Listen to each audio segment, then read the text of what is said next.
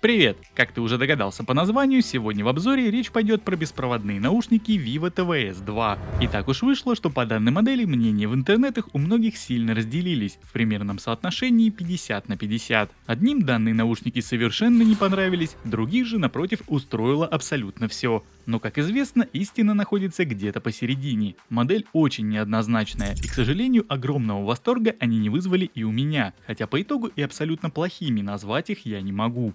У наушников есть несколько весомых преимуществ в виде адекватного мультипоинта, автономности более 8 часов, а также оригинального управления функциями. И если бы параллельно на тесте у меня не было Oppo Enco Free второго поколения, то возможно, что и Vivo TVS 2 смогли бы мне понравиться больше. Поставляются наушники аналогично младшей модели Vivo TVS 2E в небольшой коробке из плотного белого картона с изображением устройства на лицевой стороне.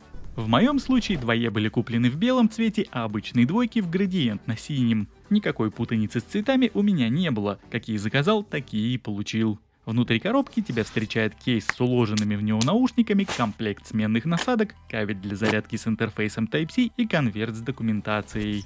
Кейсы обеих моделей TVS 2 и 2E по своим размерам и форме абсолютно идентичны, ровно как и сами наушники визуально ничем не отличаются. Габаритные размеры футляра по длине, ширине и высоте составляют 60 на 24 и на 45 мм соответственно. Вес с наушниками внутри получается 42,5 грамма, без 32,5. Внутри установлен аккумуляторный блок на 505 мАч, а в каждом наушнике трудится по 45. На передней стороне поместили кнопку активации и сброса наушников до заводских настроек, а чуть выше над ней поместили светодиодный индикатор состояния. В нижний торец встроен разъем для зарядки, а вот беспроводного способа пополнения энергии в данной модели нет. Как ты мог заметить, материал корпуса супер глянцевый, поэтому для постоянного использования лучше обзавестись каким-нибудь чехлом, ну или сразу заказывать комплект. И вот если к царапинам пластик не такой чувствительный, то вот отпечатки пальцев он собирает просто за секунды. Ну и в силу такой отполированной натуры, выронить его из рук это всего лишь вопрос времени, так что с чехлом советую не затягивать. Как я уже успел отметить, сами наушники TVS 2 и 2E внешне ничем не отличаются, но на этом их сходство и заканчивается. Вся аппаратная составляющая в двойках намного круче. Здесь тебе и функция активного шумоподавления, полноценное управление и датчики автопаузы, которыми вроде как уже никого не удивишь, но, к примеру, Vivo TVS 2E их отсутствием меня удивили. Наушники работают с фирменным приложением от Vivo, которое доступно в Google Play Market, а также его можно скачать по QR-коду с инструкцией. И в моем случае, в силу китайской версии гарнитуры, лучше скачать его оттуда, ведь там живет обновление, которое в маркете отсутствует. Не скажу, что оно сильно что-то поменяло в звучании, о котором пойдет речь чуть позже, но после его установки режимы ANC стали озвучиваться китайским женским голосом. Если не хочешь себе подобного апгрейда, то можно обойтись и версией из Google Маркета. Сама программа имеет простой интерфейс и переведена местами криво, но в целом затруднений в настройке у тебя возникнуть не должно. В разделе под названием «Ярлык» можно обнаружить настройку жестов. Здесь отображаются изменяемые и зашитые на постоянку действия. Вообще, что касается управления функциями мультимедиа, то оно здесь весьма богатое, и при желании смартфон из кармана во время прослушивания музыки доставать не придется. Вместо привычных касаний в данной модели все работает по смыканию ножки пальцами. В Huawei FreeBuds Pro реализация такая же, но вот в отличие от них ножка Vivo в сечении круглая, и нащупать нужные места с непривычки очень непросто. Одинарное зажатие отвечает за плей-паузу и ответ на входящий вызов. Двойное по умолчанию переключает трек, но при желании на данный жест можно повесить вызов голосового ассистента. Удержание пальцев в сомкнутом положении на ножке в течение пары секунд позволяет переключаться между режимами шумоподавления и прозрачности, либо отключить их вовсе. Но опять-таки при желании можно оставить только активацию шумодава или прозрачности на выбор. Так же как реализовано и у FreeBuds Pro, управлять громкостью с наушников здесь можно поглаживанием вверх или вниз по внутренней стороне ножки. Но опять же из-за ее цилиндрической формы к этому надо привыкать. Но если говорить в целом и самое главное освоиться, то так называемые мис-клики при таком раскладе тебя беспокоить не будут от слова совсем. Встроенного игрового режима с низкой задержкой в данной модели как такового нет, однако в своих промо-материалах производитель заявил о 88 миллисекундах. Я же в свою очередь в своем игровом тесте получил результат немного больше, если быть точным, то в 2 раза больше. В популярных шутерах PUBG Mobile и Call of Duty Mobile мой интервал по замерам составил 160-200 миллисекунд, что в сегодняшних реалиях вполне неплохой результат, но с заявленным не имеет ничего общего. В принципе, поиграть вполне реально и невооруженным слухом уловить отставание довольно сложно, но если сильно постараться, то конечно же возможно. Следующим большим разделом приложения является управление шумом. Именно так он здесь называется. Сверху находится бар из 3 кнопок, которые могут активировать режим прозрачности и шумоподавления, либо посредством средней кнопки переводит гарнитуру в нормальный режим работы, отключив ANC. Никаких специальных адаптивных настроек или тестирования, как в наушниках Oppo, здесь нет. Шумоподавление имеет 3 градации плюс автоподстройка в зависимости от обстоятельств.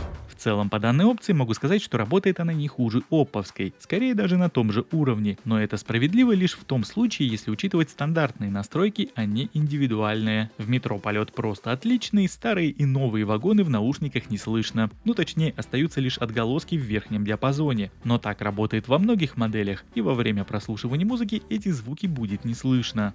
Эффект прозрачности в том же метро, на улице или в машине позволит без труда ориентироваться в пространстве, позволяя не вынимать наушники из ушей. Но при этом музыку тебе придется сделать все же потише. По этому режиму из данной ценовой категории наушников лично мне больше нравилась работа OneMo Comfort Buds Pro. Там и музыку можно послушать нормально, и окружение. И вот что касается непосредственно звучания, то у Vivo TVS 2 оно довольно специфическое, в хорошем смысле этого слова. При должной посадке, а сидят наушники в моих ушах ну очень удобно, по частотной картине хватает абсолютно всего, но при этом Vivo TVS 2 обладает очень мягким звучанием. Той выразительности и четкости, что присуща тем же Oppo Enco Free 2, здесь нет. Бас и средние частоты имеют такой бархатный обволакивающий объем, без резких перепадов, а непосредственно сама середина плавно перетекает в верхний регистр, где как раз таки и не хватает отточенности. Детали слышно неплохо, но не идеально. Звук в целом приятный, но без своеобразного напора, который лично я люблю. Но я также прекрасно понимаю, что многим придется по душе именно мягкое звучание, от такого слух не устает. И при длительном прослушивании это, наверное, лучший вариант. Тем более, что по части автономности наушники побили рекорд ZMI PurePods, отыграв в моем тесте на 100% громкости 8 часов и 24 минуты. При этом они громче ZMI процентов так на 20 точно, но как такового запаса по этой части в обычном режиме у них нет. Я слушал их на максималках и убавить громкость мне не хотелось. Видимо, этим и обусловлен такой результат по автономности. Но вот что характерно, в активированных режимах ANC звук становится чуть лучше и громче. Так что возможно, что такое решение предпринято производителем намеренно, чтобы ты почувствовал разницу. Ну а как звучат микрофоны в этих наушниках, я тебе предлагаю послушать прямо сейчас. Ну, вот так звучат микрофоны в наушниках Vivo TVS 2. Вот таким образом тебя будет слышать собеседник, если ты будешь разговаривать с ним где-то в парке находясь. Здесь сейчас нету никакого ветра, машины, естественно, тут не ездят. Но, тем не менее, примерно вот в таких вот тихих условиях тебя будет слышать собеседник как-то так. Ну что же, приступаем к тесту в автомобиле. Я сейчас открываю окна по традиции. Сюда задувает мне сильные порывы ветра, и мы слушаем, как отрабатывают шумодавы при таком сценарии использования в наушниках Vivo TVS 2. Вот так это все работает. Собственно, так тебя будет слышать собеседник. Если ты, допустим, захочешь летом открыть окна настежь и поговорить с кем-то по телефону, по вот этим вот наушникам. Вот как-то так это все работает. Поехали дальше. Ну а вот так отрабатывают микрофоны в наушниках Vivo TVS 2. И в таких вот экстремальных условиях, это проспект Мира, такой жесткий тест, очень жесткий. Не все наушники вообще в принципе проходят.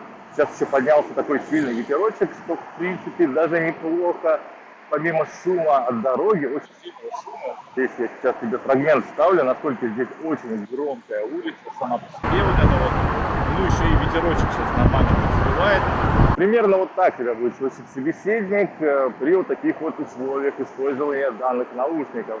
Как-то так это все работает, все оставляю на твой суд. Пиши в комментариях, понравилась ли тебе работа этих микрофонов. Ну и не откладывая в долгий ящик, второй тест с печкой. Я сейчас выкручиваю ее на максимум вот таким вот образом. Она потихонечку набирает обороты, и уже буквально через 5-6 секунд в салоне будет стоять очень сильный шум. Вот такой вот фрагмент шума сейчас можешь услышать. Ну и, собственно, вот так вот можно понять, как работают микрофоны в этих наушниках при таком сценарии использования. Так что пиши в комментариях, понравились ли тебе эти микрофоны. Ну а я буду продолжать свой обзор дальше.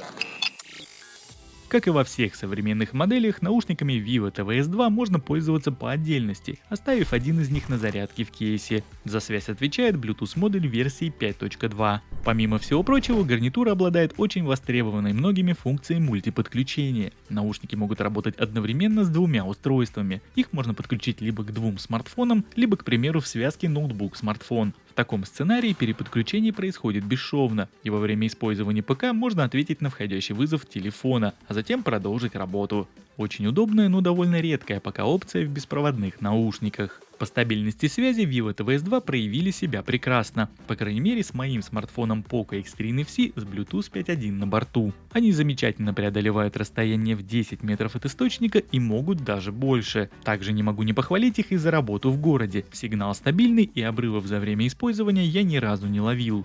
Ну и подводя некий итог, я не могу сказать этим наушникам свое категоричное нет. Уж слишком много плюсов у них получается в совокупности. Да и звучание, как по мне, это дело очень индивидуальное. Я лишь от себя могу сказать, что оно здесь неплохое, очень даже неплохое. Просто оно не мое. Представь себе, иногда так бывает, но очень редко. И тем не менее, окончательный выбор остается только за тобой. Я лишь в своем обзоре постарался максимально подробно рассказать, что ты сможешь получить и на что рассчитывать, если купишь данную модель наушников. Спасибо тебе за просмотр, скоро увидимся. Пока-пока.